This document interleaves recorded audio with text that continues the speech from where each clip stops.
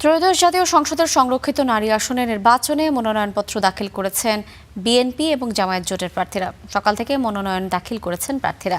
নির্বাচন কমিশন ঘোষিত তফসিল অনুযায়ী আজ বিকেল পর্যন্ত প্রার্থীরা মনোনয়নপত্র জমা দিতে পারবেন।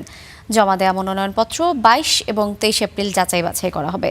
বাছাইয়ের সিদ্ধান্তের বিরুদ্ধে আপিল করা যাবে 26 এপ্রিল এবং আপিল নিষ্পত্তি হবে 27 ও 28 এপ্রিল।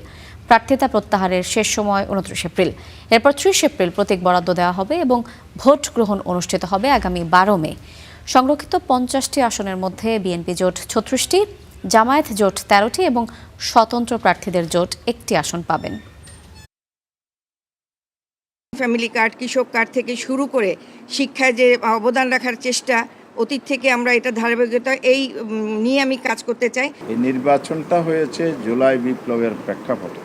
দল এবং জোটের ঊর্ধ্বে শহীদ পরিবারদের প্রতিনিধিত্ব করার জন্য উত্তরায় যে শহীদ হয়েছিল শহীদ জাবের ইব্রাহিমের মাকে আমরা এখানে মনোনয়ন দিয়েছি।